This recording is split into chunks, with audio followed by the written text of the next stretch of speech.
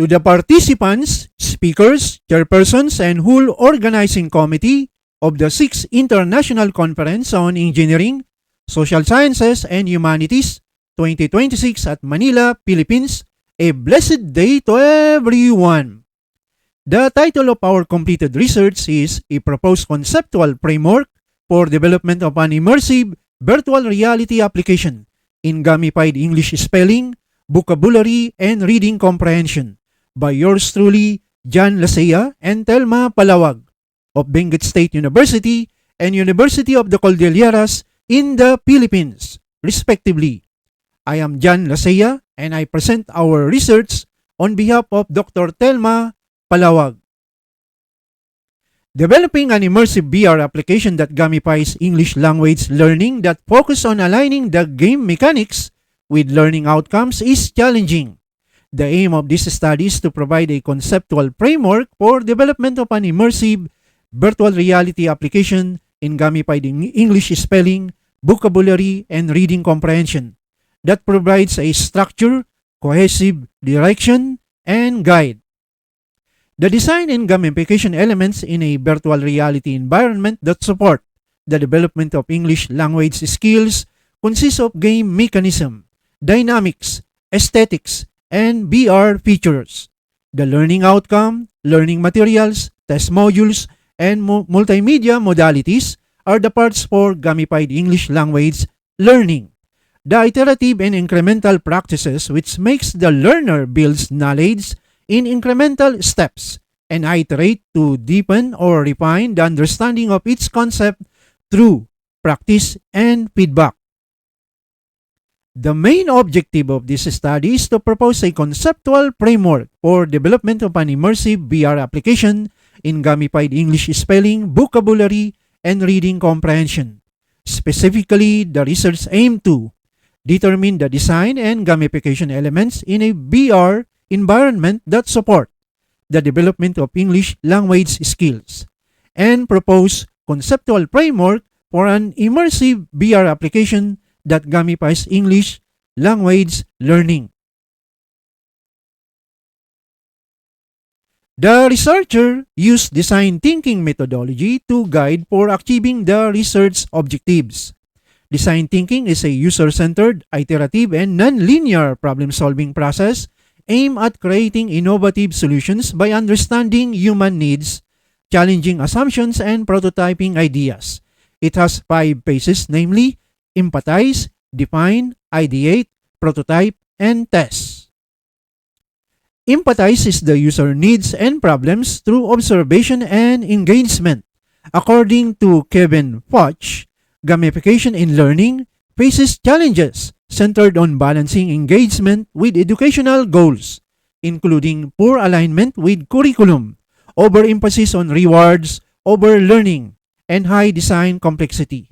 These are the identified challenges for the design and development of gamification in its conceptual framework. Define is the state users' needs and problems by analyzing observations to create a actionable, human-centered problem statement. The needs for the design and gamification elements in a VR environment that support the development of English language skills are critical to the design process that communicate the challenges to address. The research study proposed a conceptual framework for an immersive VR application that gamifies English language learning that addresses the challenges in gamification, such as game mechanics that does not align with learning objectives and outcomes. Ideate means it is challenge assumptions and generate a wide range of creative, innovative ideas and solutions. The researcher gathered and collected the learning materials, learning outcomes, test modules, and multimedia modalities for the English language skills in spelling, vocabulary, and reading comprehension. The published related studies were the sources of data to gather information on game mechanics and VR features. Learning theories and learning approaches are educational approaches considered in acquiring cognitive abilities for the learner. Prototype means to build tangible, scaled-down versions of the product or specific features to investigate potential solutions. The proposed conceptual framework integrates gamification, VR, immersive learning theory, and behaviorism learning theory. The immersive VR application is an ongoing, iterative, incremental features software development that gamifies English spelling, vocabulary, and reading comprehension skills. The concept of mentioned framework implemented in the VR application. Test means to rigorously test the prototypes with real users to get feedback, refine solutions, and iterate. The researcher conducted a lot of tests while developing the VR application in order to refine the solutions or features and make them better. Also, feedbacks from some users for the improvement of the features were highly considered. In the future, once the VR application is complete, then the researcher will measure the level of usability of the VR application that gamifies English language learning and level of improvement of the learner's English language performance using an immersive VR-based gamified platform. In the objective of the study number 1 about game mechanics and VR features, there are 3 components of gamification such as game mechanism, dynamics, and aesthetics. These components are the design and gamification elements for the development of an immersive and gamified VR application. The game mechanics are the following. Number 1, points. The learner receives points for every correct answer in the test. There are 10 items per sub-level. Thus, each sub-level has 10 points. The total points garnered not only indicate the intellectual performance but also used to grant rewards. Number 2, badges. The badges are like trophies that represent the skill proficiency level of the learner. There are 5 badges, such as advanced. The grade falls within the range from 90 to 100%. Proficient.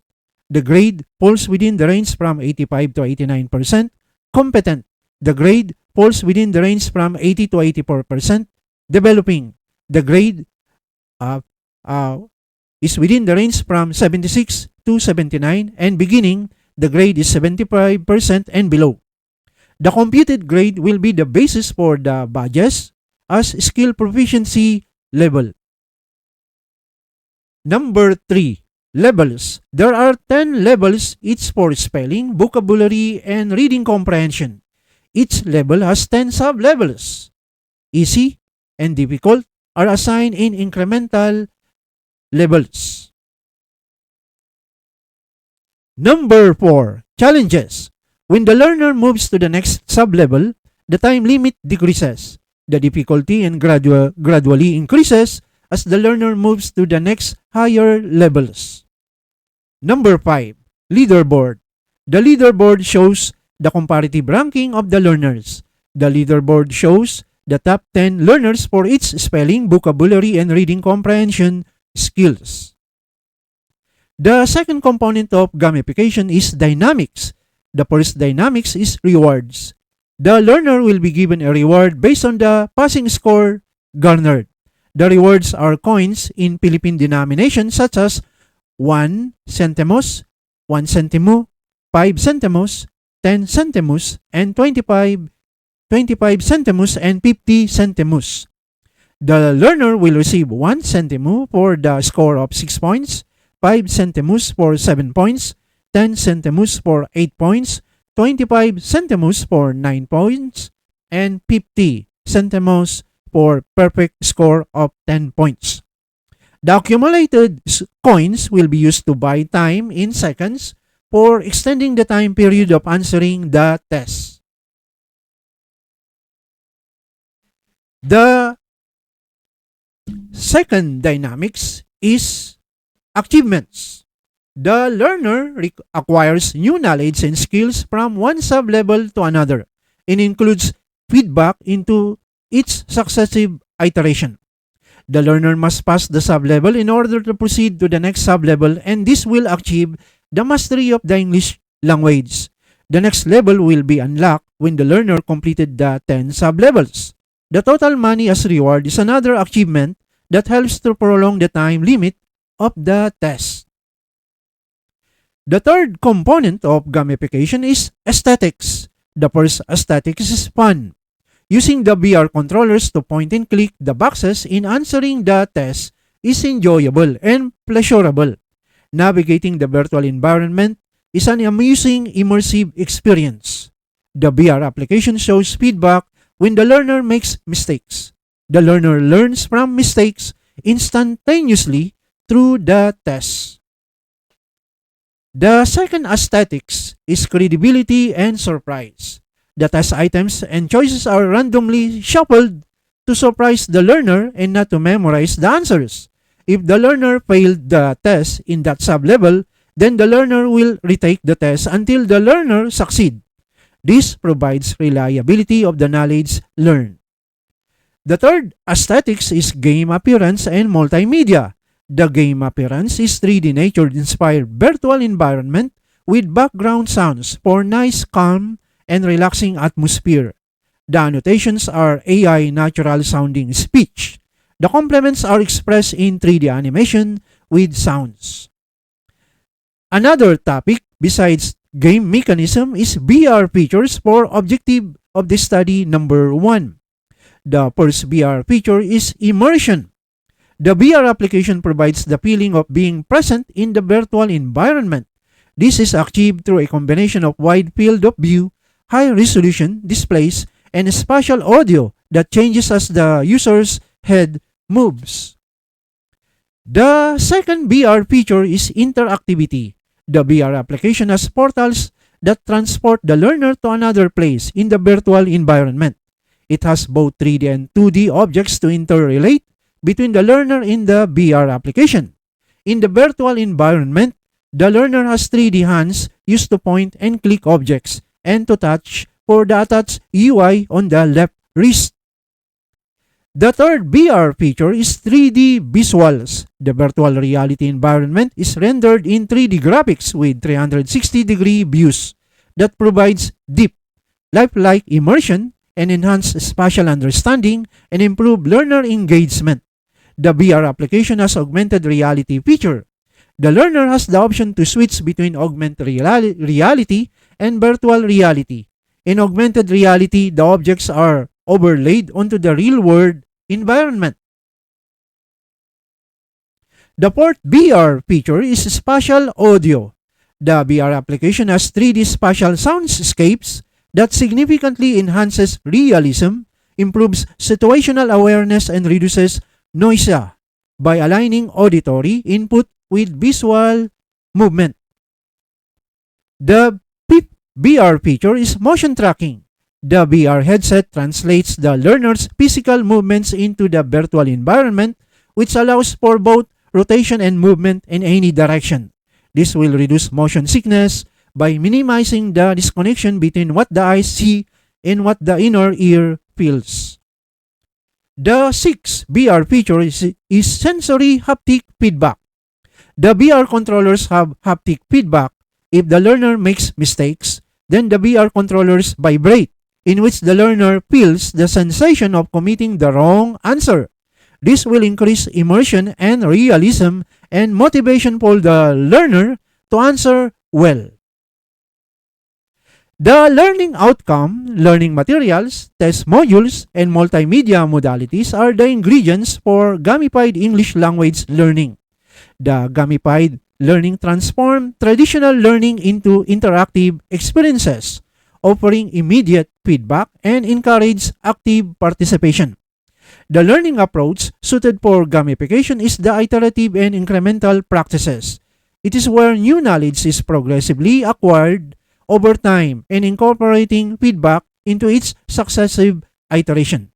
The learner tackles an English skill, receives feedback or experiences failures, and returns to refine the learner's understanding, often starting with a rough overview and adding detail in later iterations.